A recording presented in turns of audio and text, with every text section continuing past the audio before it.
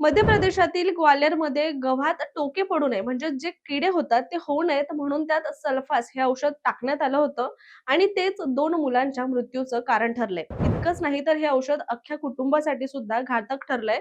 पोलिसांच्या माहितीनुसार घर मालकानं एका खोलीमध्ये 25 क्विंटल गहू जमा केला होता आणि त्यामध्ये टोके पडू नये म्हणून सल्फास कीटकनाशक औषध ठेवलं होतं. हे औषध पाण्याच्या संपर्कात आल्यानं फॉस्फेन वायू तयार होऊ लागला आणि जो रंगहीन असतो, ज्यामुळे आपल्या हृदयावर परिणाम होतो. शिवाय एकाच वेळी अनेक अवयव निष्क्रिय होतात. तर त्या घरात सत्येंद्र शर्मा हे आपल्या परिवारासोबत जेवून झोपले असताना त्यांनी कूलर सुरू केला. तेव्हा त्यांना घरात दुर्गंधी येऊ लागली होती आणि कूलरमुळे हा फॉस्फेन वायू सगळीकडे पसरला. मध्यरात्री सगळ्यांना श्वास घ्यायला सुद्धा त्रास होऊ लागला. नंतर उलट्या सुद्धा झाल्या.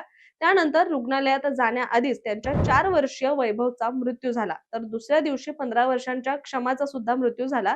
सत्येंद्र आणि त्यांच्या पत्नीवर सध्या रुग्णालयात उपचार सुरू असून ते दोघं सुद्धा मृत्यूसोबत झुंज देत आहेत. आता घर मालकावर हत्येचा गुन्हा दाखल करण्याची मागणी होत असून पीडित कुटुंबाला आर्थिक मदत मिळावी असं नातेवाईक म्हणतात.